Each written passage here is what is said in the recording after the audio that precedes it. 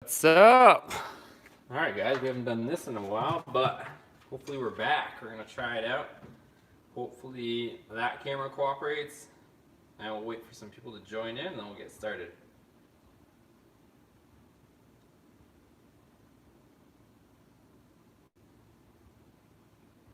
Let me just get set up here.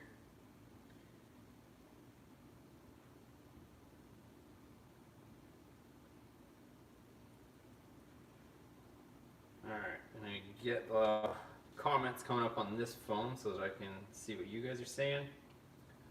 Then we'll get going here. Everyone can hear me okay? Everything's good?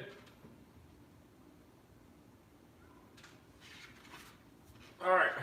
What's up, Paint Gun Express? What's up, man? Smash that thumbs up, he says. Yeah, definitely do me a solid. Smash that thumbs up. It does help. Help the channel. We need to get this thing kicked off. We need to get this thing rolling here. Nathan, Texas is here. What's up, Nathan? Ben P, good evening, everyone. And of course, Boosted. What's up, Ben? Thanks for your support again. You'll see Ben's got that Boosted logo next to him, so he's actually a member and supports, so thank you to all of our members as well. Adriel, love the channel and all the content. One of the best car channels out there. Thanks, man. I'm trying to do my part. I'm trying to do my best, so we'll keep plugging on. So I'll wait for a few more people to join here, and then we can kind of discuss where we're at. I actually have kind of a cool video coming for you guys tomorrow. I was going to upload today, but I figured I'd maybe do this live with you guys just for something a little bit different. Different in the sense, I know we've done these lives before, but we haven't done it in a while. Honestly, it's just been so friggin' hot in the garage. It's been over 100 degrees for literally like a month and a half, so it's been real hot. Eric, what's up, bro? Watching from Huntsville, Texas. Houston, what's up, Eric? Man, is it hot down in Houston right now too? Yeah, I know it's super hot out here. Everything's catching on fire. Last I was down in Houston, it was pretty muggy down there too, but that was like almost in the winter time. Patrick, what's up, man? Seating at the track, waiting to run. Oh, where are you running? Where's running at the track right now? Eric, it got chilly. Oh, I think we're still waiting for that. It's still like 100 degrees here, and it's gonna go up in temperature, I think, this week again for a little bit. It's not letting up over here on the west coast. Joshua, I love the full Mopar garage. Thanks, man. I didn't really plan on it being full Mopar. I mean, obviously I love my Mopars, but it kind of was a slippery slope into some full Mopar stuff here right now. That's cool. Yeah, you guys should like link up and stuff. Like if some of you guys notice that you're from the same area, definitely we'll get a little community going here and try to like keep in touch and stuff. That'd be cool. If you guys can meet some other like truck guys and whatnot in your area, like I would say go for it. Eric, feels good. Was around 70 yesterday. Damn, it's that cool already in Houston. It's literally like 100 degrees right now, and I'm hoping that this camera doesn't clip out because that was the issue last time. Kind of want to turn this fan on, but kind of don't at the same time. Let me see if I can get a cross breeze going in here because I have a feeling that thing is going to clip out. Give me 1 second.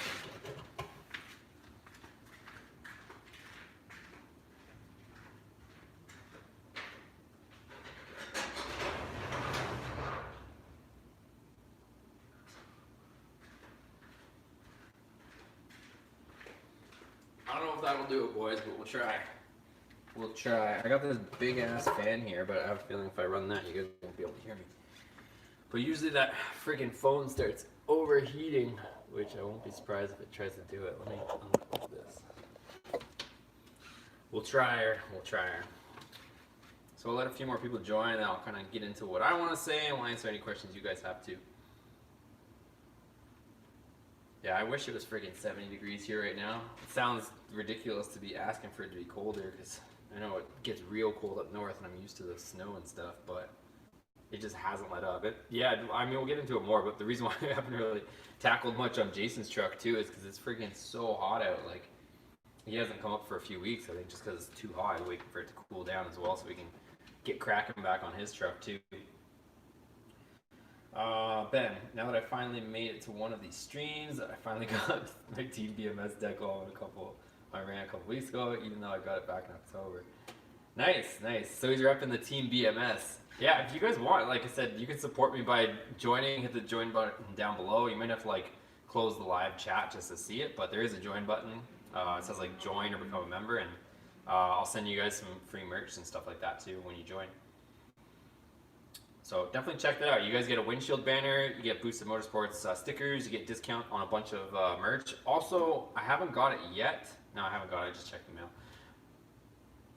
Oh, but I actually have some new boosted logos coming. I think you guys are gonna like them. So I know it's always said Boosted Motorsports, but I'm gonna try a few ones with it, shorten it up.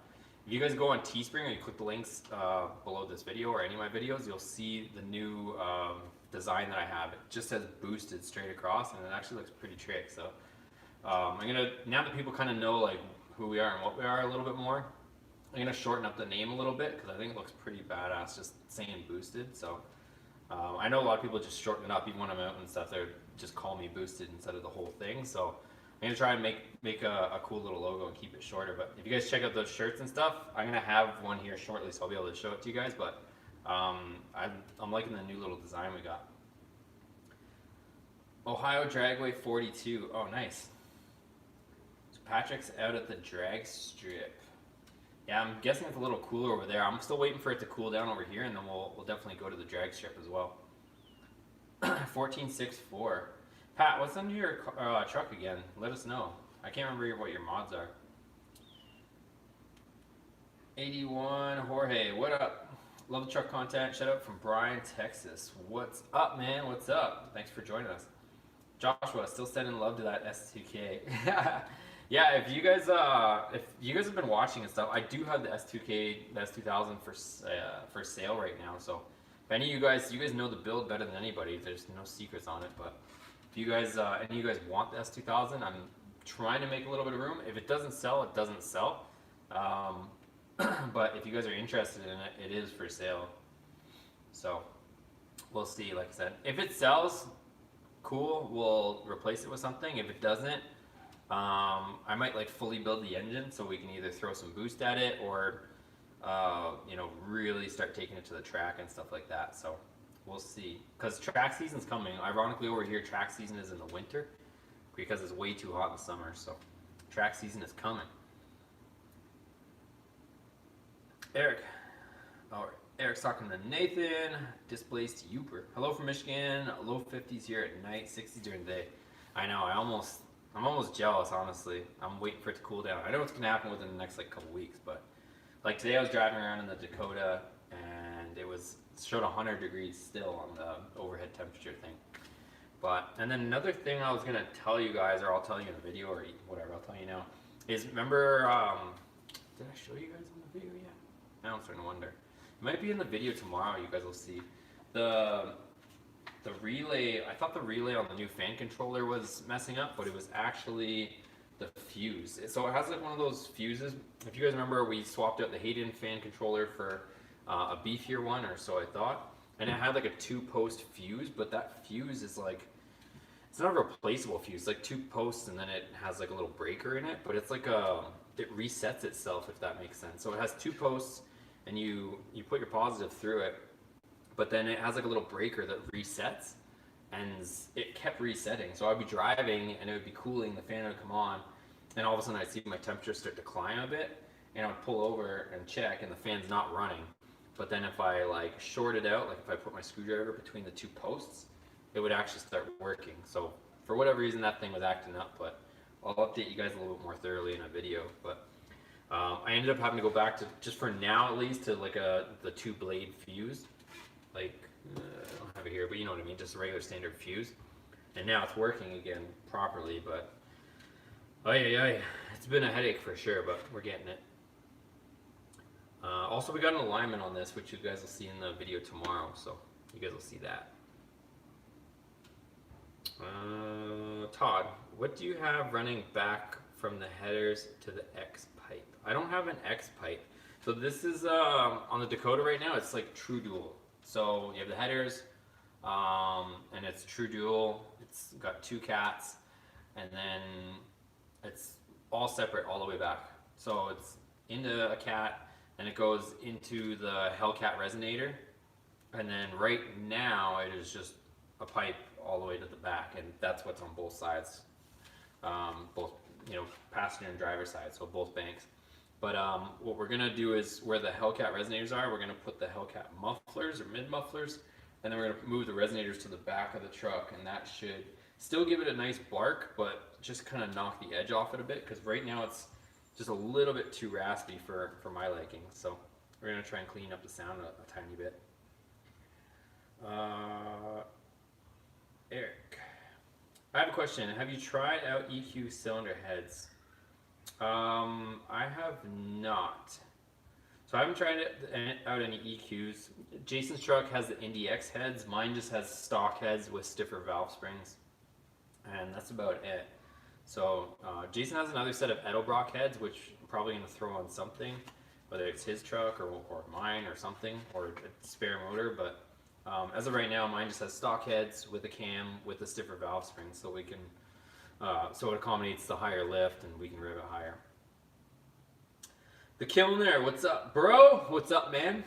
Todd, I'm building a 2001 Durango 5.9 RT and have been following a lot of your content to get ideas for my Durango. Nice. Yeah, that's what it's all about, man. Like, I'm just sharing my build with you, what I do and I don't know, and me learning along the way. And for example, my welding. You guys just see this little rocket ship thing I was building. So this was my welding, or my attempt at welding. Honestly, like, I know that there might be some welders here watching this, but this is literally my first time welding, and I think it's not too bad. So these were, remember, if you guys remember the rear shock extenders where I cut off those ears, that was that. And I was just messing around. I kind of made like this little like rocket looking stupid thing, but honestly, like, I can even say, like, I don't know, like I said, there's probably some welders in here, but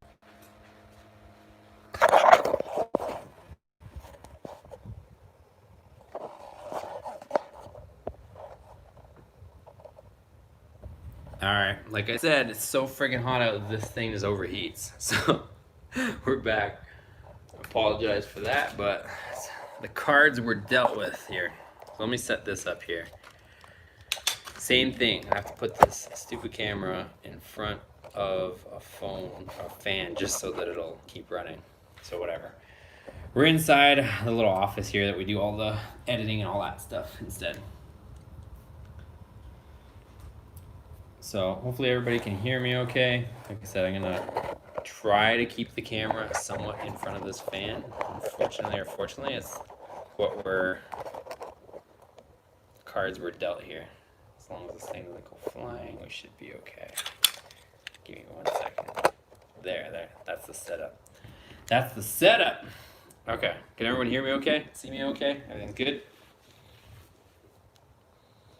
All right, where were we? So I think I was showing you guys my shoddy welds before we cut out here. But yeah, no, like that's me, just my first attempts at really playing with a MIG welder, and it started to come out half decent. So it wasn't all that bad, honestly. I'm gonna keep practicing, and then we'll be able to do. See, part of the thing is having that welder and stuff. We'll be able to do some cool stuff with it. Like honestly, we could do a lot of stuff. There's a lot of like different project vehicles that pop up. Like for example, that V6 Dakota that we picked up. You guys saw briefly. We had on the channel. Like that thing there for an example. If I had the welder and maybe like a tiny bit more skill than what I had at the moment, we could have easily just dropped that V6 engine out of it and thrown something cool in it and swapped it and turned it into like a full race truck or something, right? So we could have done something like that. Not to say we can't still do it, because there's still a lot of opportunities that come up like that. But yeah, there's stuff like that we could do with the welder. So the other thing too I just found out as well is, so I have that MIG, the Eastwood MIG, I have the 75% argon or whatever it is tank, and you can get a spool gun for it which holds aluminum as well, so you can weld aluminum with this aluminum spool gun, and it's only 99 bucks for the attachment. So I can weld aluminum and steel with that welder, so that's gonna be pretty cool. It's gonna really open up the options for what we can do. Like I said, I'm not no expert welder, but I think we can get a bunch of cool stuff done and start messing with some stuff. Where was I? Ben, I know I shouldn't say it, but it's only 30 degrees Celsius up here in my hometown, BC, Canada. But it was pretty hot here today. 30 is still hot. 30 Celsius is hot. Especially, well, I guess it's 7 o'clock up there in BC too, because you're on the west coast. But 30 is no joke either.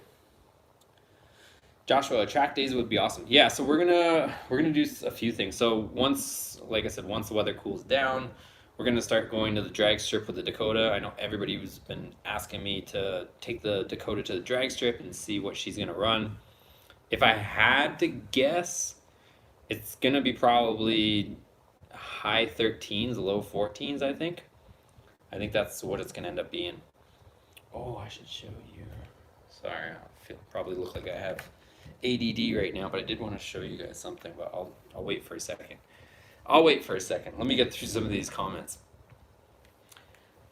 Track days, yeah. So we're gonna do track days once the weather kind of cools down a little bit. We'll have my truck naturally aspirated for now, and then we'll run it against Jason's or vice versa. Whether we run them both at the same time or not, we probably will. But either way, we'll get both those trucks going to track so you guys can see how fast or slow they are. We'll just lay it out and see how they run. I don't think like mine's not going to be crazy. If I had to guess, like I said, it's probably like high 13s. I would say mid to high 13s. It's not like crazy fast, but should be okay. And then if we put the supercharger on mine, then it'll really start moving again. Displaced Uper, did the clutch fan delete? Added the E-fan today on my 10 Ram 1500. Yeah, it's a nice, on the 4th gen Rams, it's a nice mod to do. It's so easy. It's all plug and play, which is cool. But yeah, you'll like that mod. That one's definitely a lot more simple and straightforward than what I'm dealing with all these stupid controllers. But I think if this fan controller that I have here doesn't work, I'm gonna have to really try to reinvent it and try to make it clean. Part of me is wondering if I can't get the factory PCM to control the fan, because there's the options in the HP tuners. I just wonder what it would be if it has the wiring coming out of the PCM to handle it. Because if I could do that and I could put like a factory relay in there and get it to turn on and turn off with the HP tuners, I would definitely do that all day long instead of the cheesy, external controllers that we're using that keep failing. Todd Miller, what size pipe you running? I wanted to run 3-inch on my Durango, but not enough room to run true dual 3-inch. Right now we're running 2.5, which honestly it's right coming off the headers is 2.5, so I'm not gonna benefit by going 3-inch down the way. So usually you want bigger up front, and then you can get away with, as the exhaust cools, you can get away with running it smaller towards the end, but there's no point in going 2.5 to 3-inch and stepping it up halfway through. It's kind of pointless, honestly. Brian, did you find the headlights for sale, bro? Don't know what you mean, but let me know and I'll try to answer your question. Mr. Carlson, what welder did you get? Looking into one just for little stuff here and there. I did my research, and there's probably some welding experts that would have a different opinion, but for me being amateur welder that doesn't really know what I'm doing too much and trying to get into it, there's a lot of good things that people are saying about the Eastwood welder. So a lot of people are saying, like, obviously it's not like top of the top, but for the price point and for what you get, it's like best bang for your buck is the Eastwood welder. So that's what I went with. They have some different ones. I got the MIG version, obviously, and it's the one where it says MIG 135. They also have a MIG 175 that runs off of the 220 or whatever. But I got the one where it's just a regular, voltage or whatever, the regular plug 110, and it seems to work for all the like small stuff that I do, like up to 1/4 inch or so. It should be fine. It's not like we're trying to weld like really thick stuff. All the automotive stuff is generally pretty skinny. So for me, it seems to do the trick. Like I was blowing holes through that exhaust piping, and I wasn't even cranked up all the way. So definitely has enough power and enough heat. And it's going to be a good starter welder for me. So I imagine it's probably more than enough for what we're doing for sure for now, and then whatever you're going to do with it. So like I said, I looked into getting like the Miller or the Lincoln and stuff like that, but like you're talking like over $1,000 just for a used one. And when you get a used one, you don't know what the heck you're getting, right? So I found this Eastwood, just so you guys know how much I paid for mine. I found the Eastwood welder with the tank. It came with like gloves, 10-pound spool of wire. I think I said tank. So it came with tank, it came with the cart, a bunch of random things. Came with a helmet, although I got a better one. And I got it for $400 or $450. Like, I don't think I can go wrong for the price. So, and it has the tall tank you guys saw on it. So, anyways, enough of the welder talk. But yeah, that's what I went with. And I'm probably gonna get the aluminum spool gun so we can do a bunch of stuff. At least that'll be able to get us to weld stuff for now. It might not be the prettiest stuff, and honestly, my mind's already starting to race. I might try to make a turbo kit out of it, honestly. So if I get the spool gun, then it means I can weld my own intercooler piping. Mind you, the MIG, like the wire feed, isn't going to be the prettiest of weld, but I'll be able to get it done. And then I'm thinking I could use a header on one side, do a crossover pipe to the passenger side, and that's what a lot of the turbo kits on the Dakotas do. Do a crossover pipe, and they put the turbo flange on the passenger side. So I could technically try my luck at doing one of those and see how far we get. Maybe I could end up making my own turbo kit for that truck, and we could send it with that. That would be kind of cool. Anyways, let's see what else you guys saying.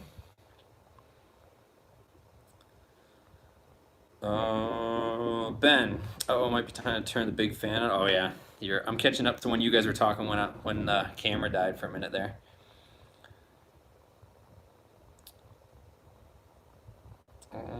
Yeah, I've seen people's. We went to Arizona the other week, and it was last week, and it was like 120 out, and people's Android phones were overheating before the iPhones. So I think it's just so freaking hot that these new modern phones can't keep up with it. I don't know why, but Joshua, is it John or John? I think it's the same thing, but it's with an H. Stormtrooper, Arkansas here. Love the channel, man. You've inspired me to finish restoring my 99 Dakota RT. Yeah, it's kind of cool, honestly. Like, not to pat myself on the back by any means. I don't mean to go that direction with it, but it's pretty cool how, like, I'm seeing people comment that, they're getting back into their builds and they're getting, they're looking for a Dakota. Like, I didn't plan on any of that happening, which I just think is kind of cool. Like, I got my Dakota for cheap at the time, and I don't think anybody was really looking for or at Dakota RTs. So I picked mine up for what looks like now like a steal. I was trying to I always keep an eye out on the local market to see if there's other Dakota RTs for sale just for fun. Like if it's a super beat up one or blown up one, like you guys know I have a spare engine sitting there, so I figured whatever, we could piece together another truck with the amount of parts that we have sitting here. But I haven't seen any Dakota RTs go cheap around here. I saw I've seen just regular ones go for cheap, and I was actually looking at there was it was a 2000 quad cab with a 5.9, which I didn't even know a quad cab came with 5.9, but the guy showed me the hood, the sticker on the hood, 5.9, 4x4 white crew cab, quad cab, excuse me, whatever, and he said there was like a charging issue with it or something like that, and he only wanted $1,500 for it. So I was almost like thinking of getting something like that and just, I don't know, cleaning it up and turning it into a giveaway build. Which that was my question that you guys are going to see tomorrow's video, but we can discuss it here too. Is how bad would you guys want to do like a giveaway build where you guys see everybody's doing it? I have to figure out the legal stuff about it, and I've talked about before, but where I'll like launch some sort of website where you guys can buy boosted merch or anything like that. The same thing all the other YouTubers are doing, where they're selling like t-shirts and hoodies and hats and all that stuff, and stickers and all that, and anything you buy or whatever, it gets you an entry. Anything over $5 gets you an entry into winning a truck. I was thinking of doing like a budget version of that, just so that we can kind of get the ball rolling and get the process going. I was thinking of trying to get like $1,000 truck, maybe get some of the sponsors on board, and nothing too crazy for the first one, but I don't know, just be kind of fun to get something going like that. And we could do like a little giveaway build, see how the process goes. If everything goes smoothly, then we can start, getting into more expensive builds and get the ball rolling. But let me know what your guys, thoughts are on that. And the same question will come out on the video tomorrow that I'm posting. Todd, I have the fan clutch delete and do have a factory electric fan on my Durango wired into the factory PCM harness and it works. I have a rocker switch on it also as a backup. Factory wired into the factory PCM. What year is yours though? Because the 2000 and up had the factory wiring for an electric fan, but the 97 to 99, which my truck falls into, doesn't have factory fan wiring. Yeah, see. So you got lucky. So 2000 and up has the factory fan wiring. 97 and 99 does not. So we're left with messing with these silly controllers. So that's why I was thinking about maybe going to a junkyard and pulling out some of that wiring on a newer one. See if I can retrofit it or just make my own wiring, but put it all in the factory fuse box. Eric, I currently have... Oh, wait. I skipped Ben. Yeah, the heat just destroys phones and electronics these days. Yeah, we went on that. I don't know if you guys saw my story. We were joking around, but we went on like one of those river floats in Arizona, and we all had like our phones and all that stuff, and they're pretty water resilient. We had like this watertight bag, but somebody forgot to like tighten it up, and it was this bag full of everybody's phones, and it was just all full of water, and the phone still works, but yeah, overheating. The phones were still overheating, even though they were in a soaking bag of water, like next to the river that we were floating down. But that was a pretty cool experience. I don't know if you guys have ever done it, but gone on a river float where literally there's just everybody's got all these tubes and they're just floating down the river, and everybody's just partying and having fun. That was the first time I ever did it. That was pretty fun. Eric, I currently have my heads off my '01 Ram. What is the best way to clean carbon from piston heads? I don't know if I have the best answer for that. Somebody else might. The best way to clean the carbon off. The problem is you don't want to like send junk all over the place. And you got to make sure all your water jackets and everything are closed too, because you don't want a bunch of crap going in there either. Trying to think. I feel like I know the answer to what would clean off the carbon, but probably your better bet's to go to Google, because I haven't had to do it. I know what you're talking about. There's probably a ton of carbon on the engine from it being loaded up for a bunch of years, but I don't know what the best cleaner would be. I'll try like maybe some just normal stuff like acetone and see what it does, but I don't know what the best cleaner would be because I haven't messed with that stuff too much. The Kilner just had a problem with my '03 Ram today after work while waiting at a stoplight. My RPM dropped and almost stalled until I gave some gas. After that was fine. The rest of the way home. Ideas. That's hard to say. I mean, it could be anything. I would start with making sure that your tune-up's good and everything. That your plugs are fresh and everything's good. '03, you're gonna have wires on it, so make sure all your wires are good. So you're gonna have 16 spark plug wires on that '03 if it's a Hemi. Or unless I guess '03 could still maybe have the Magnum engine in it, but assuming it's a Hemi, I would make sure you have all your plugs and everything in order. After that, I would maybe check the throttle body and stuff like that. But hard to say really from here. Stormtrooper, yes sir, all the RT forums are dead or dying, so your channel is a breath of fresh air. Yeah, I kind of noticed that one. Even when I was trying to find information on these RTs when I first started doing it, there was like nothing, right? Like there's really not that much information to be had out there on these RTs. So like you guys probably know just as well as I do if you guys have been around the RTs for a while. All the videos that are on YouTube for the RT is just like a walk around like of a truck idling or running, or like some old ass video of a truck just flying by, but like that's it. There is not really a whole lot. So hopefully I'm kind of doing something so that everybody can kind of see these trucks a little bit more. Because I know there's like barely any information even for me to try to get up to speed and figure out all this stuff as well. So because I wasn't really too familiar with the Magnum platform, but now I'm obviously a bit more familiar with it. But to try and find information, I had to go digging back through like old forum posts, but they're not the greatest either. All right.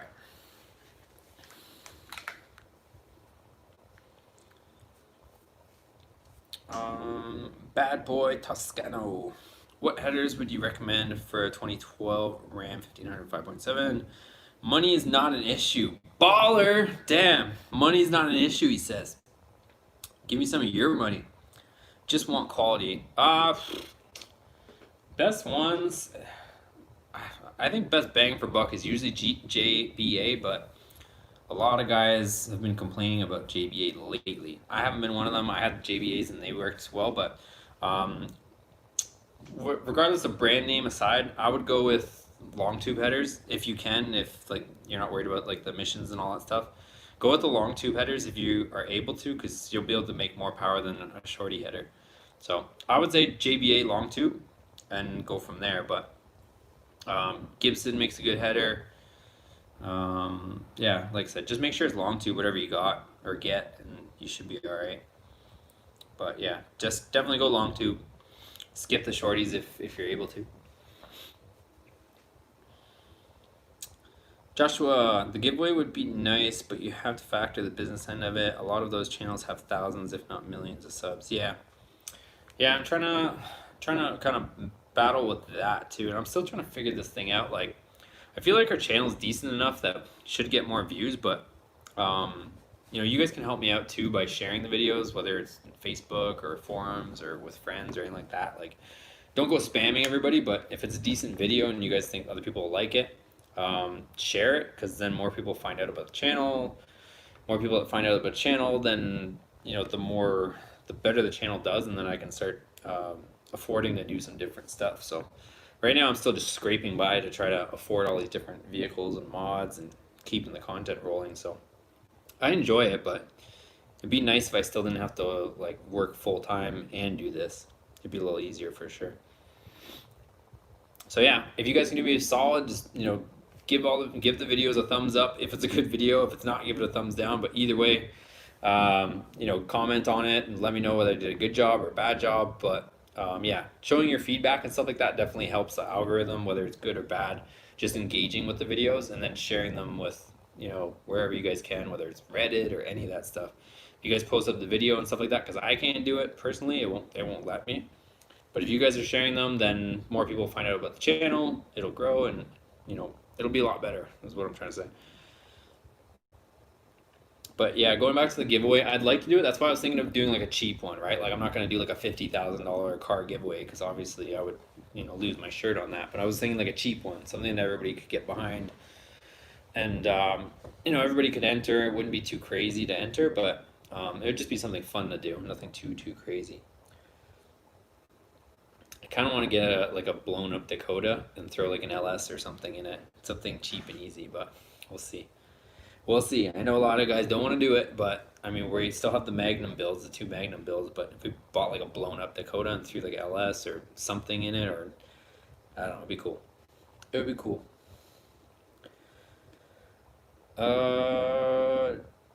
Joy Rock, how about a TDI swap into an SUV or a truck?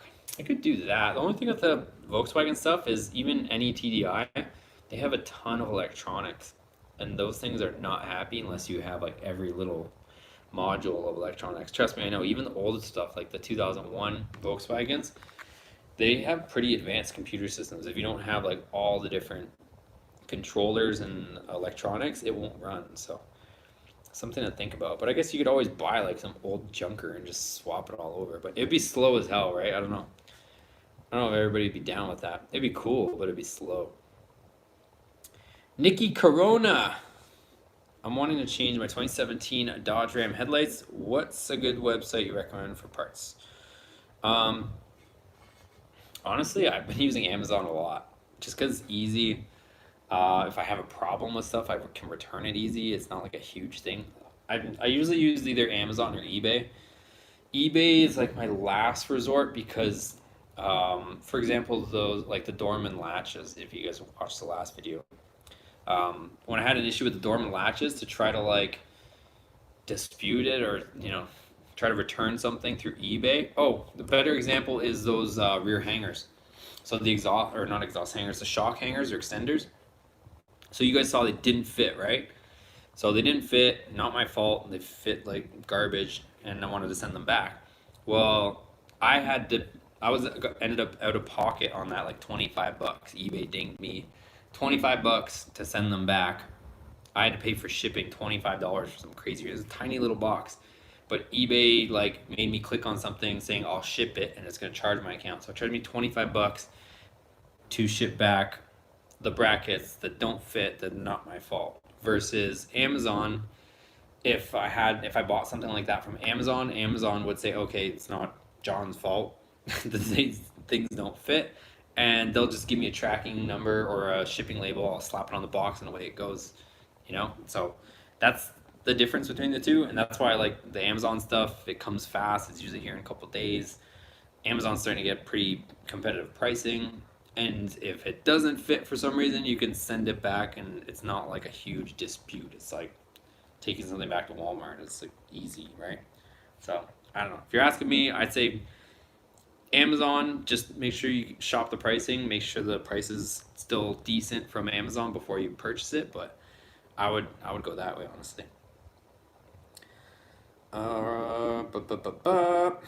What else?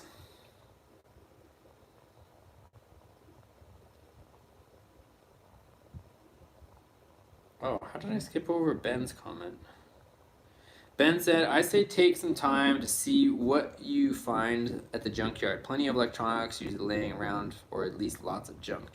Yeah, there was actually somebody local that was partying out of Dakota. I was gonna go try and yank the fuse box off it and maybe buy the fuse box off him. So I don't know. I might still go do that. I just got so much on the go right now. It's crazy. So actually today I was planning on pinning the crank on the Viper because we're getting close to that build.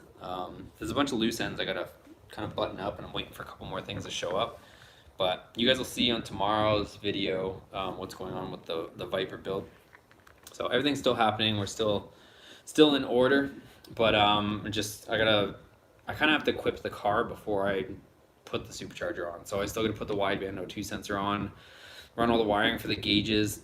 I got to wire up the methanol injection kit, and I'm waiting for a windshield washer bottle or tank, to show up so that I can. I'm going to use that as the tank for the methanol.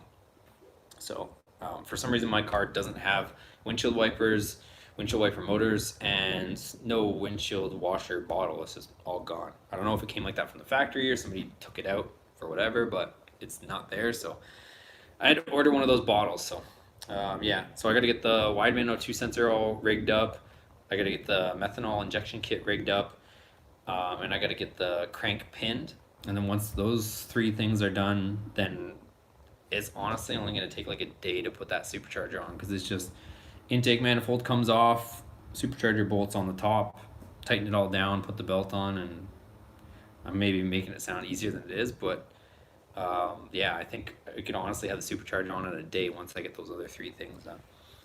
So it should happen pretty fast, but I'm just making sure we do it properly, because it's, if we blow up the Dakota, that's a $500 engine. If I blow up the Viper, it's, $8,000 to $10,000 engine. So definitely don't want to blow that one up.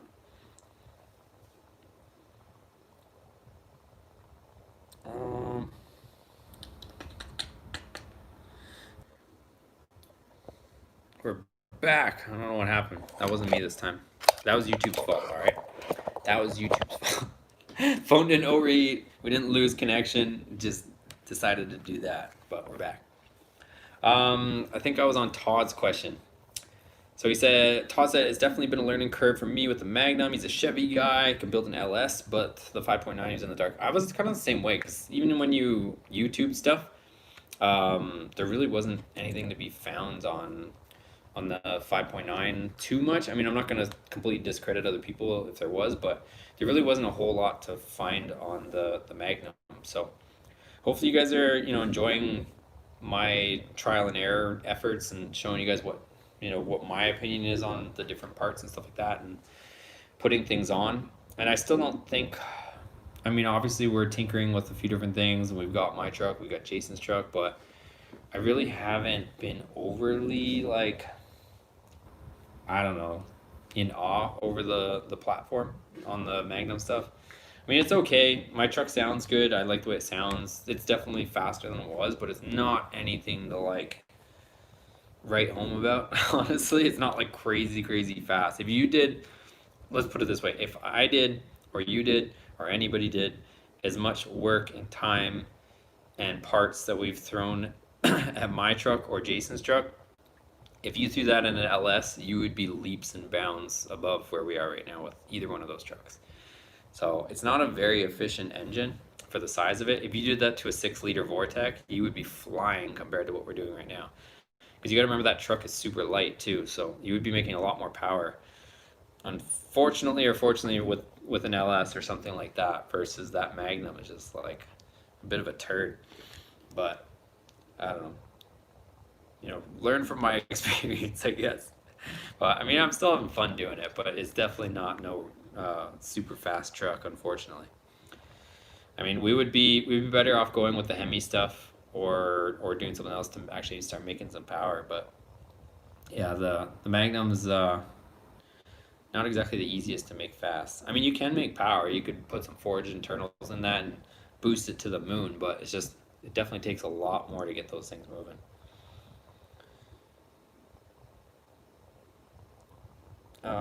Dario, still loving the videos and your dedication. Keep on keeping on. Thanks, man. Yeah, we'll keep plugging away either way. Like, honestly, it doesn't feel like work to me because this is kind of my passion. So, me filming it and showing you guys and sharing it and all that stuff, it's fun to me. So it doesn't feel like work, but it's definitely a lot of work, if that makes sense. It doesn't feel like work, but it is a lot of work to do all this stuff. So, hopefully one day it'll pay off. I'll just keep doing my thing. You guys can, help me out and, like I said, share the videos where you can, share it with friends or family or people that you think will be interested in our builds and stuff. Give me feedback. You guys like to see certain kind of content, whether it's the certain vehicles on the channel, whether it's vlogs, DIY, less DIY, or repair videos. I'm all ears, so let me know what you guys want to see, and I'll try to steer this ship in the right direction so we can get more people on board.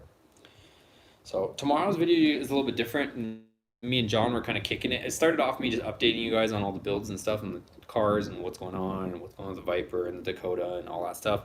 And then John showed up and we kind of went on like a bit of a vlog adventure and ended up cooking, and we were grilling and barbecuing and all that stuff. So you guys will see that video tomorrow. Let me know what you guys think of that one too. But I'll post that tomorrow. It's already edited. I want to do live feed with you guys tonight instead of posting that video. Buffering. Hopefully we're not buffering now. Oh, I skipped Stormtrooper. Dakota RT with a Hemi giveaway. That would be cool too. That would be a fun build to watch. Would generate a lot of interest. Yeah, that would be cool too. I'll keep my eyes open, you guys. I was planning, like I think, if you guys have been in this live stream since the beginning of tonight, the last 4 events, whatever, I said that I wanted to try and sell the S2000. It would free up a bit of money, a bit of space. So if you guys are interested in the S2000, hit me up. But I wanted to maybe get either, I don't even want to say the words because everybody's going to freak out and probably want me to do it, but either get another 4th gen RAM. I've already had 2 of them. It's kind of boring for me. No offense. I've had 2 4th gens. So I don't really want another 4th gen, but I know a lot of people on this channel subscribed for the 4th gen, so I think it would make sense. But I was just thinking whether I should do another 5.7 again, or get one with a Cummins or an Eco Diesel or something like that. So give me your feedback on that too, whether you guys would want to see like an Eco Diesel or a Cummins or something like that.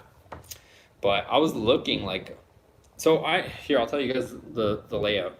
So when I first started documenting my 4th gen on this channel, I bought a 2014 with about 80,000 miles on it. It was 2000, what was the year?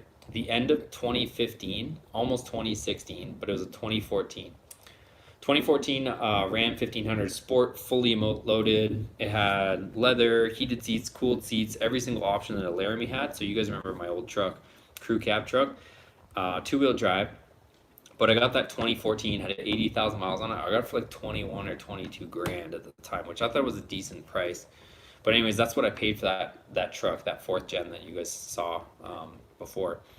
So I got that truck for 22 grand. Made content on it for, I guess, a couple years, right? Yeah, a little over 2 years. I sold that or traded it into CarMax, as you guys know, in 2018, I guess. was it 2018? No, it was later. 2019. So I had that truck for shoot, almost like over 3 years really. And when I traded it in, it had 120,000 miles, and I got I think 16.5 for it is what they gave me. So I thought I did okay, honestly. So I had it for like almost 4 years, and I only lost like whatever that is, maybe 5 grand. So whatever, it cost me a little over a grand to own it for 4 years, which I thought was okay. So a little over a grand a year is what I'm trying to say. But I went to look to even see if there was that same truck, a fourth gen Ram 1500 Sport. And like, I don't know what the heck happened to the prices, but they all friggin' went crazy. So, like I said, I bought my truck and it was only not even 2 years old, a year and a half old, with 80,000 miles. I bought it for 22 grand. And I sold it or traded it in for like almost 17 grand. And for me to try to find that same truck, like a fourth gen, a 2014 or 2015 or 16 Ram 1500 Sport, like fully loaded like mine, I can't find anything for under like 24, 25 grand. And they're all like high mileage, like more than the 120 or 118 that mine had. So I don't know what happened. And if you guys remember last year, I made a video. I was this close to getting a fifth gen Ram 1500 Hemi with a quad cab. I think it was a tradesman, but whatever. It was still half decent. Brand new truck. I walked away from the deal because it was like 23 grand. So I don't know. I was arguing over like a grand over the guys. Like I was supposed to be like 21, 22 for a 2019 fifth gen truck, and they were trying to hit me up with all these bogus fees. And that was the only reason. Like it wasn't the price so much. It was that they were trying to add all these like random fees on the truck. So I walked from the deal. But I could have had a fifth gen for like $22,000, which now seems like a crazy deal, like a year later for some reason. So I don't know.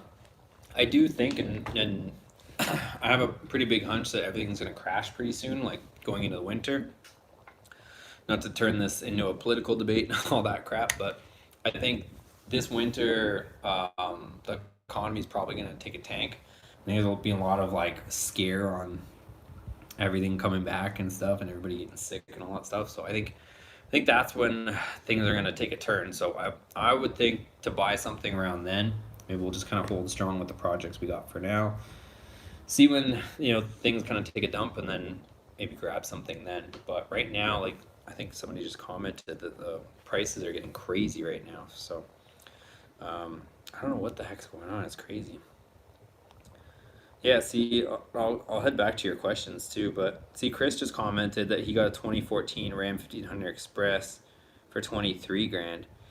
So, like I said, I got my 2014 Ram 1500 fully loaded sport model with like every possible option. The only option it didn't have was a sunroof. It had heated steering wheel, heated seats, cooled seats, power folding mirrors, electric rear sliding window, it had the premium sound system, it had navigation, it had Uconnect 8.4, it had the 8-speed train, like everything, you guys. It had every possible option. And I got it for like 20, I want to say it was like 21 or 22 grand in 2015. It was like a year and a half old truck. And now, like Chris just said, he got an Express, the same year as mine, but an Express model for 23. So, but that was even before all this nonsense. So I don't know. Maybe the prices are just, maybe inflation is just happening already. I don't know. But let's get back to some of your questions, and I'll run through everything. John, 16 Ram 8-speed trans, shifts with a clunk, but only after slowing down a turn and more than a feather of gas. John, I hate to say, but it is normal. Trust me, I went through the same nonsense. I changed fluids, did everything. Don't worry about it. Even though there's that clunk, it's honestly it's pretty normal. If you really, really, really want to get rid of it, there is some fixes that some guys had. So there's the drive shaft in the middle, and what happens is there's like, you'll see like a rubber boot in the middle of your drive shaft, and that's where the drive shaft can expand and contract, and there's like splines like this. Well, from the factory, I guess a bunch of people were finding that they didn't put grease on it. So if you take off those band clamps, pull back that rubber boot, extends your drive shaft, and where the splines go in like this, you grease that, and then, excuse me, put the rubber boot back together. A lot of guys were finding that that clunk goes away, because what happens is, I know exactly what it's doing. So mine would do it too. So on an 8-speed truck, you'd be coming to the stoplight and you'd be on the brakes, and you would come to a stoplight, and think about it, the weight would be transferring to the front. So you'd be on the brakes, on the brakes, on the brakes, you'd stop, and then when you go to take off again, you'd feel like a big clunk, like somebody rear-ended the truck. And what it is it's the drive shaft unloading and that slip joint in the drive shaft moving. So apparently that's one of the most common issues with that clunk on the 8-speed. So if you really want to get rid of it, try and grease that spline on the drive shaft and see if it's better. But I wouldn't worry about it. It's not wrecking the transmission. It's pretty normal for those trucks, but it's usually that, what I'm telling you.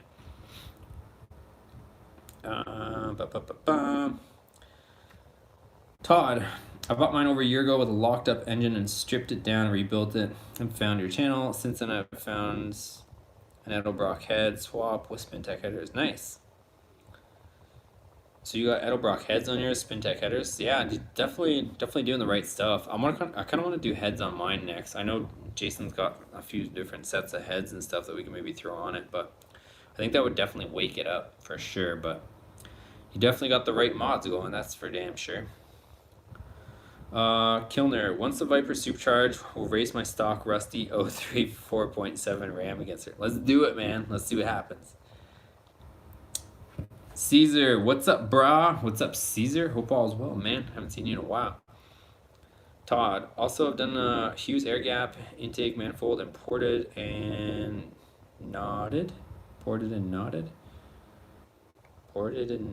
own throttle body. Maybe bored? I don't know.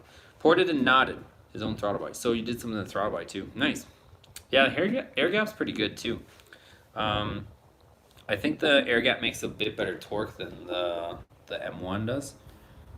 But we haven't really opened up Jason's truck too much in a comparison to see how good she pulls. We've just been still testing it, but like, so once the temperatures kind of drop down a bit, we'll be able to dog his a little bit more and get his dialed in and see how she runs.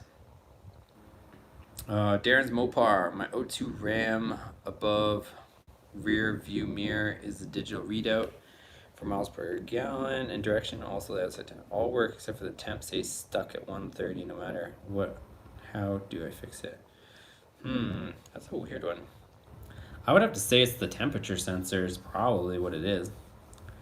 So there's usually like right in front of your grill, like in your grill area, most likely before the rad, obviously. Like, take a look between the grill and where the headlights are. You should see a little black sensor. I'm guessing yours might be bad, but I've never had it happen. Maybe somebody else knows, but that would be my guess if I had to take a stab at that question.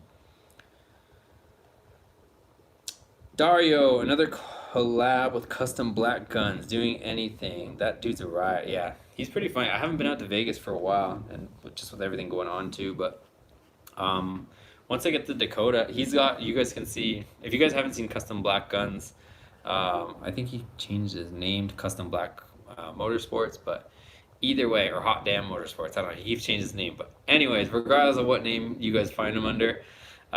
Go check his channel out. He's got a 4th gen and he's building his own rear mounted turbo kit, which is pretty cool too. So I'm excited to see how that all works out. He's definitely doing a lot of R&D and making sure everything's right before he fires that thing up. But yeah, it'd be cool once the Dakota's back boosted and stuff to, you know, take it maybe over there or meet somewhere in the middle or whatever and go run them. It'd be fun. Be a fun day and a good video.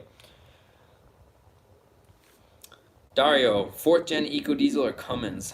Do you guys have any interest in the Eco Diesel? I know it's not the most exciting engine, but I was thinking it'd be the best daily, honestly. So I was thinking like getting the Eco Diesel. It still gives 4th gen Ram content. I'm not gonna go like the lowered route on this next truck. I kind of want to just keep it normal height. Maybe more of a rugged look, like, you know, some off-road tires, or a bit more like an aggressive look rather than like a lowered truck look. That's kind of the way I want to go with the next one, and just don't mess with it too much so I can actually use it as a normal daily reliable vehicle. But Eco Diesel, any interest on Eco Diesel, let me know. Stormtrooper, COVID has really inflated the used car prices. Yeah, I mean, it was even pre though, because you saw Chris. He said he bought his 2014 Express for 23 before kind of the whole nonsense. So it's hard to say. Paint Gun, what's up, man? He's back. Smash that thumbs up. Yeah, drop a like on this video, you guys. Just before you forget, that way more people can find us and all of our Mopar madness. Joyrock, I picked up a 13 Ram 1500 Sport, loaded, one owner, 197 miles for 15K. Was very well taken. See, that's the thing. Like, not to knock that, because obviously it's a nice truck, but my truck only had 118,000 miles on it, and I sold it for 16 grand. And when I bought mine, it had 80,000 miles on it, only 2 years old, and I got it for like 22. So I don't know what the heck happened with these Rams. Unless because it kept winning truck of the year, like if everybody started wanting one, I don't know what it is. Because it wasn't like this like a couple years ago. Chris, super clean, 4x4, 6-inch lift, 35s. Kind of drives up price. I live in Arkansas, so trucks are sought after. Yeah, I feel like a lot of people are into trucks these days. Caesar, you won't recognize me when you see me. Oh my god, this guy keeps changing his beard. I don't know what he looks like anymore. Caesar, quit changing your beard, man. We can't find you. Chris, so bought that in January. Last March, started throwing a misfire code, chased it down, it was broke. Valve spring caused a bad lifter. Ooh. Yeah, the lifter issues on those Hemis, the 3rd gen Hemi, it's a big one. As much as people don't like to admit it, it does seem to happen quite a bit. But you're doing it right, seems like. Doing a green racing cam, tune, SMB intake, and JB headers. Well, definitely money well spent. You're taking a negative and turning it into a positive. I like it. Todd Miller, so far with a board, 30 overheads, intake, headers, exhaust. I have other mods. I'm getting 303 to the ground with 327 torque. I don't think it's bad for full SUV with the Magnum. Yeah, it's not bad. Not bad. So Todd's Magnum is 5.9 is making 303 to the wheels. I figure that's probably like, yeah, so you're probably right on line. I think I'm probably like low 3s at the crank, I would think. If I had to guess, probably somewhere around there. So not like gonna shatter any records or anything like that, but I need to put some boost back into it to wake it up. But I just want to make sure I do it right. I don't want to blow up another engine again. So, Joyrock, I think the Eco Diesel is pretty cool. Yeah, Eco Diesel. Okay, so we got a couple Eco Diesel fans. So I don't know. I was just wondering whether you guys want to see the Eco Diesel or you'd rather see the Hemi stuff. I don't know. I've just done it too many times. I've had 2 4th gens. I had a 2009 lifted 4x4 4th gen Ram. It was a quad cab and it had a 5.7 Hemi in it. And then I had the 2014 crew cab sport and 5.7 Hemi again. But I mean, solid truck, but I just kind of want to shake it up a little bit. So I kind of either wanted to get a 5th gen or get another 4th gen with some sort of diesel in it just for something different. I think I'd get a little more excited about something like that. Let me show you guys one thing. Give me 1 second. Let me grab something.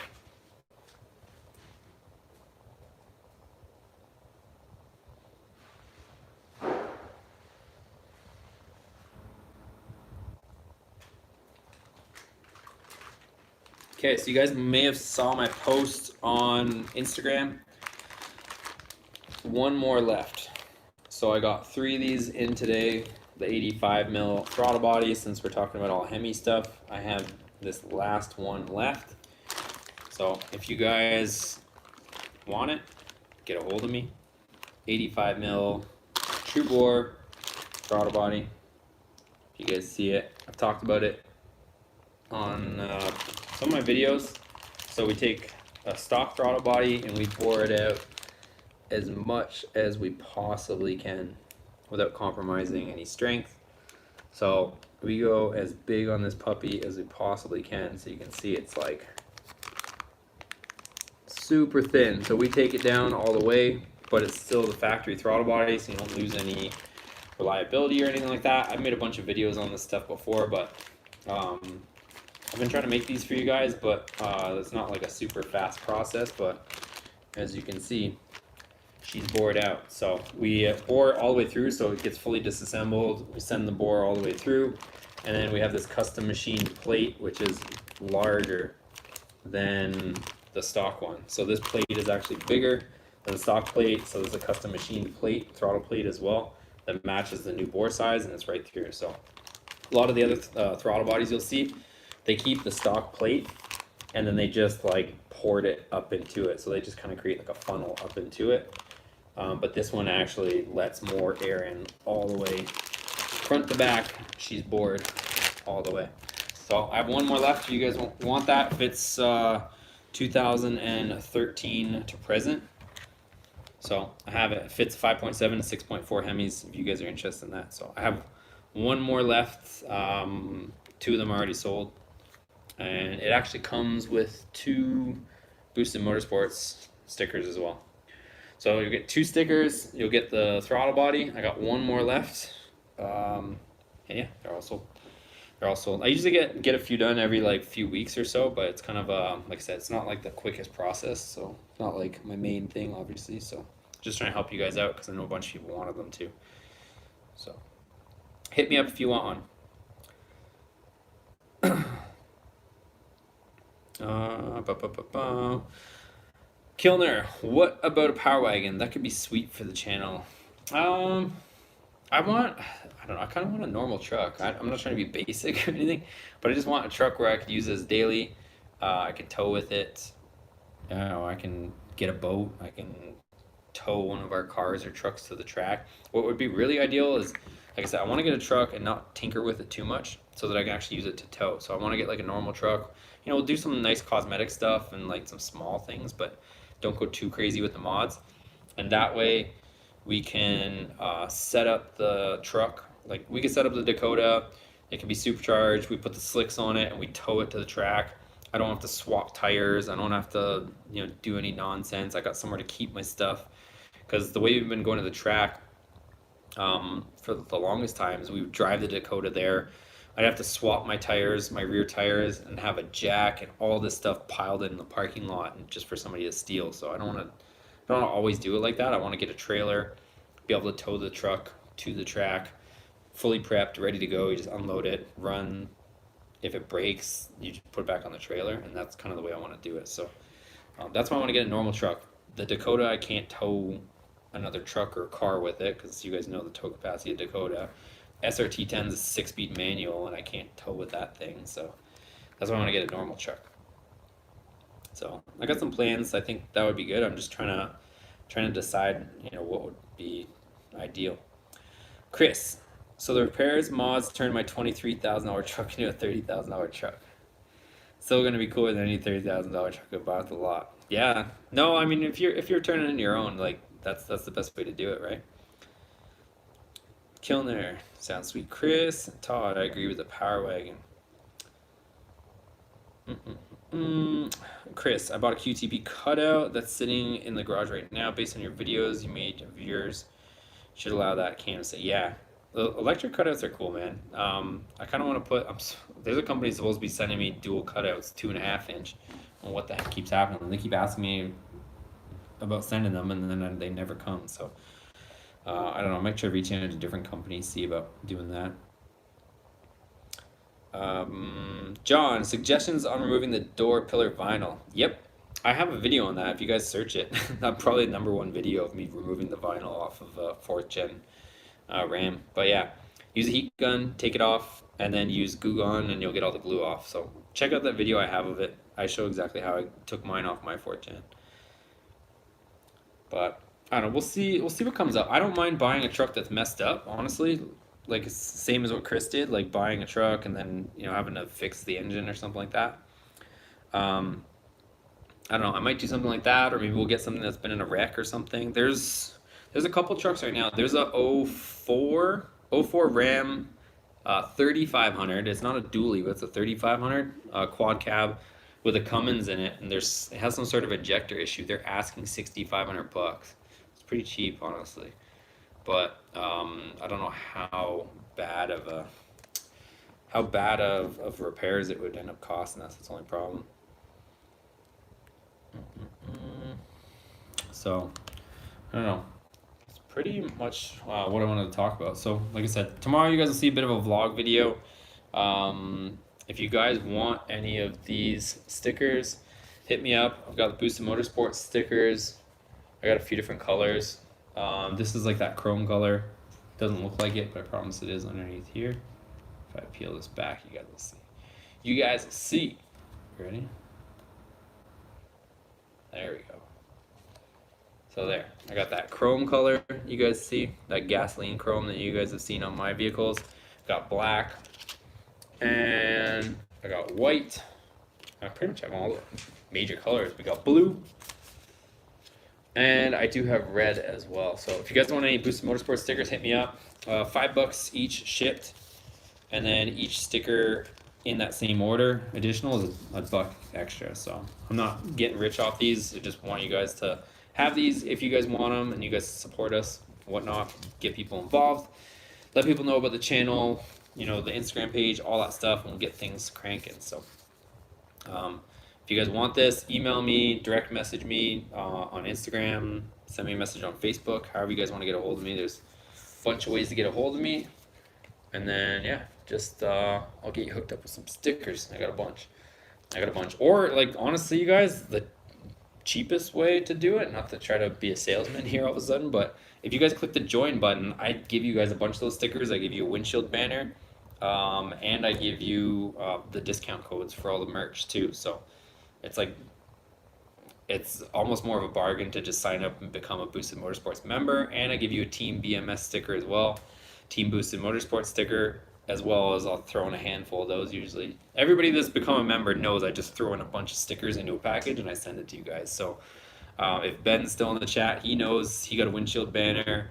Anybody that's a member has gotten a bunch of package. I just kind of take a bunch of stuff and I throw it in the package and I send it to you guys. So if you guys want individual stickers, you can hit me up that way, or if you click on join, once you join, you'll get all the instructions to email me, send me a message, and then I literally just send you a windshield banner. I give you that gasoline colored windshield banner, which I have right here. I'll show you.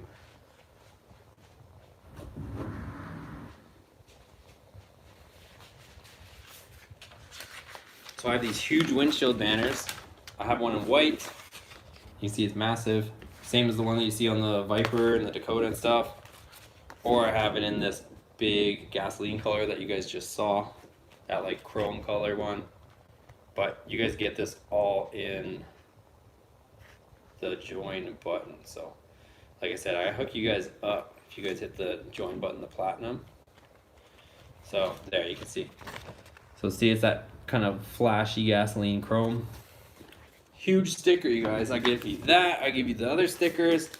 I'm definitely not making money on that, but I just support you guys. I support the guys that support me, right? That's how she goes. That's how she goes. But I mean, if you don't have the means to, totally cool. Just give me a thumbs up and that'll help too. But if you guys want stickers, you guys want to support even more, like I said, you get a windshield banner, you get the regular stickers, you get the discount code on the merch, a bunch of different stuff. I think even in the last one I threw in some HP tuner stuff too. So like I said, whatever I have like laying around and stuff, like I have all sorts of different stuff. I'm just looking over here because I always have random stuff. I've got HP tuners. I think I threw in a handful of HP tuner stickers on the last person that joined too. So always a bunch of stuff going on. So like I said, I'll support you guys and give back as much as I can on this thing. So like I said, if you want to order stickers or hit the join button, you'll get the stickers and, you know, windshield banners and stuff. If you click on the platinum membership, you'll get the windshield banner. I think just the regular membership, you get just the smaller stickers. It's been a while since I've looked at the different packages, but yeah, I think $5 you get just the regular stickers, like monthly $5. And then if you do $10 a month, you get these stickers that I showed you guys. I'll give you guys every single color. And you'll also get the windshield banners. However you guys want to do it. Let's see what other... Chris says, I'll make you a deal. I'll buy some stickers and subscription when you buy another 4th gen. Damn! Chris making it tough. Tough love over here. Dan's Mopar. Always wanted to learn about the Eco Diesel. Don't see many other channels doing stuff. Doing stuff on them. I've had Duramax and Custom, so I'd say very interested in Eco Diesel. Okay. I kind of get somewhat excited about the eco diesel because not to be like Mr. Prius guy and give you that whole Prius speech, but realistically on the eco diesel I could have a full size truck, gets wicked fuel mileage. I think if you do like some small stuff to it, you can get over 30 miles to the gallon in a full size, which is crazy. It still has a huge towing capacity, so I could do all the towing that I was just talking about. I could tow a boat if I want to start doing some of that stuff, tow any of the vehicles. And I have some crazy ideas. Like honestly, if we can get this channel, I don't want to give you this, sob story or anything like that, but if we can get this channel to grow to where I'd like to get it to grow, what I want to do is have like the eco diesel or a truck to tow. I'd like to put the Dakota on the back and go see some of our different sponsors. Whether that's going down and seeing Flying Ryan, getting the truck on his dyno, going to some of these different events all across the country. We could go and see probably the tuning school, which is one of our sponsors, and get them to show us how to, tinker with that over there. I mean, there's just so many options. We could take the truck to the track. The S2000, I could pull the insurance off it and just turn it into a dedicated track car, and I don't have to keep it on the road and stuff. Like, there's just so many different things I could do if I have a tow vehicle. So, if I can get this channel to grow a little bit more and be a little bit more self-sustaining, so I don't have to be at a full-time job during the day, that would be where it's at. Loaded potato. Loaded potato. That's hilarious. Look at this thing. He's got a loaded potato for a little picture. Okay, John. Oh, heat gun. He's talking about taking the picture. I got so distracted by this guy's loaded potato. Ooh, don't use a razor blade. You're crazy. Don't use the razor blade. Use everything he said except for the razor blade.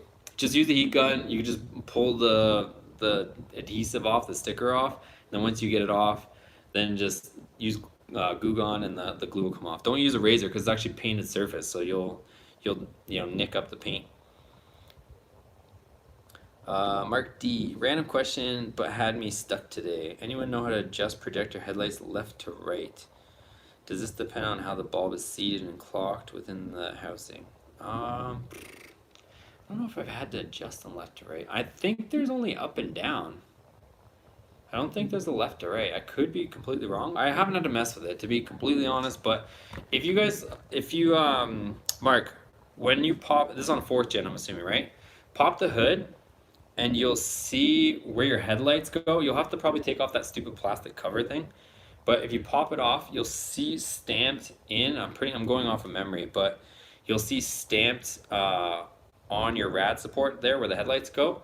You'll see a hole and you'll see an arrow pointing next to the hole. I'm pretty sure the ones with the arrows are pointing to where you can adjust the headlights. I think it's only up and down, but double check. Like I said, when you take off that, I think you have to take off the stupid plastic thing, but when you pop the hood on a 4th gen, you'll see a little arrow pointing next to a hole, and I'm pretty sure that's where you can stick a screwdriver in to adjust your headlights. But I don't know, going off memory, I think there's only up and down, but if you see more than one hole with an arrow, then you might get your left to right there as well. But obviously don't have one to double check for you, but I'm pretty sure that's the way it was going off of memory. Dylan, did you mention how much you wanted to spend on the next build? Honestly, not to be cheap, but with everything going on, I'm trying not to go too crazy. As you guys can see, I have quite a few vehicles, quite a few projects, and the channel's doing okay. Like, I can't complain, but it's not, I'm not like one of those YouTubers that's making some crazy amount of money off of this or anything like that. And not even making anything that the channel generates literally goes straight back into all the projects. You guys can see how many parts I'm buying, all the performance parts, maintenance parts, everything parts, just to keep this whole thing running. So I'm like investing 110% back into the channel to keep it all running. So with that being said, I'm trying not to overextend myself, which is kind of the other reason why I was trying to sell the S2000. If we can cash out of the S2000, then it frees up some money to work on the next project or for the next project. So right now I don't know if anybody's picking up. There was supposed to be a buyer for the S2000, but they couldn't get financing or something fell through. So I don't know, unless another buyer pops up for the S2000, we might still have that. So with that being said, as far as budget, I think realistically, I'm looking to try to get into a truck around 20. I think would be a realistic number right now. I don't want to, like I said, I don't want to go too crazy. I still have this to pay for and all that. So, yeah, I think around 20. But like I said, if I can sell the S2000, that frees up some funds. It'll give me a bit more wiggle room for sure.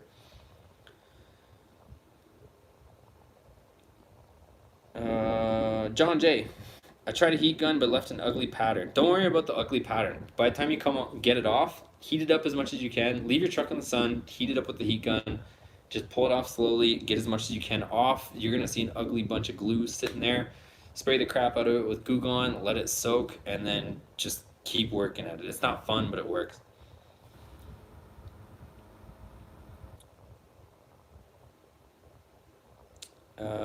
Mark D, thanks.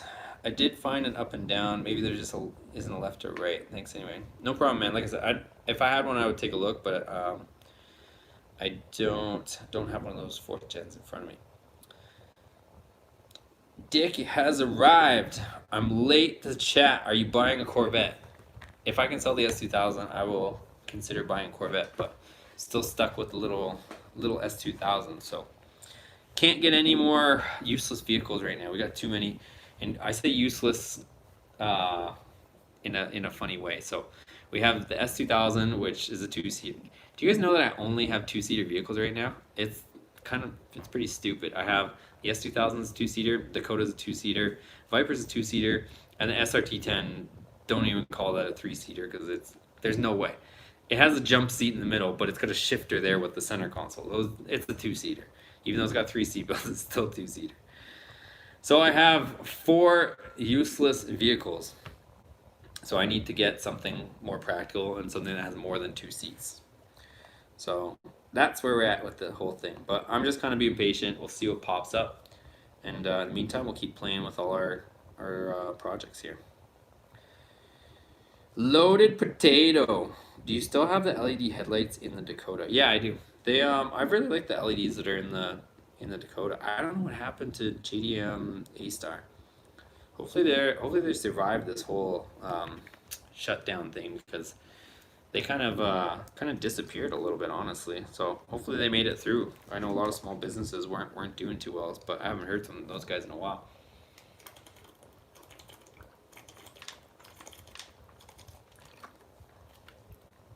Chris says, get a 2500 crew cab, level it, tune it, rock it. If you're looking for good miles per gallon, towing capacity, that's the move. I still think the Cummins is still going to use quite a bit of fuel. It'd be decent for sure. But if I got the 1500 Eco Diesel, that would really get some good mileage. I was trying to buy one actually. There was one that popped up in San Diego for $10,000. It had a blown up engine or something was wrong with the engine. I was going to buy it and just buy a salvage yard engine and dump it in, and I would have had a Eco Diesel 4th gen. But the guy never responded. He kept reading my messages but never responded. Don't know why people do it, but if you don't have the truck, take the ad down. But if I'm trying to come buy a truck, answer me. Lamar, get a Bronco. How old? I'll get an 87 Bronco. That's all I can afford. I would like to see a lifted 4x4 on the channel. Us Canadians ride around like that. I know, I had a lifted 4x4. I had an 09 lifted 4x4 1500, but I had to get rid of it. I didn't like, so I don't know if you guys know, I've mentioned a few times, I think I've shared some pictures with you guys. I had a 2009 Ram 1500 4x4 SLT with the Hemi, and I had one of the first rough country 6-inch lifts on that truck.